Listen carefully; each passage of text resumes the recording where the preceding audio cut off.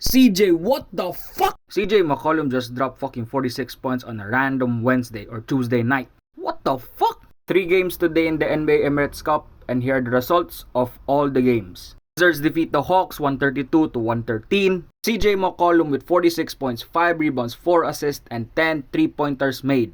This game was not even close because the Wizards were on fire in the first quarter, like they couldn't miss a shot. They dropped 45 points in the first quarter. CJ McCollum had 12 points in the first quarter, and Corey Kispert had 15. He was 4 for 5 from 3 in the first quarter, and CJ was 4 of 4.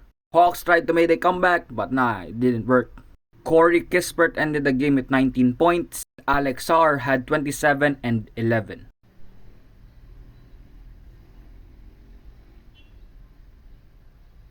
I know he sold a lot of your parlays, as well as this guy. Nickeil Alexander-Walker ended the game with 8 points, 2 rebounds, and 4 assists. He could not even reach 10! Onyeka Okongwu with 20 points, Kristaps Porzingis with 22.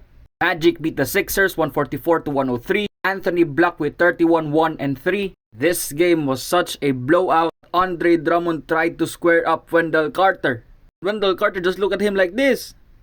Like, bro, these games today were just a blowout. Franz Wagner ended the game with 21, 5 and 3. And the Magic had 9 players scoring double digits. Lastly, Lakers defeat the Clippers 135 to 118. With 43, 9 and 13 with 7 3-pointers. He dropped 24 points in the first quarter. Austin Reeves ended the game with 31 points, 9 rebounds, and 3 assists with 3 steals.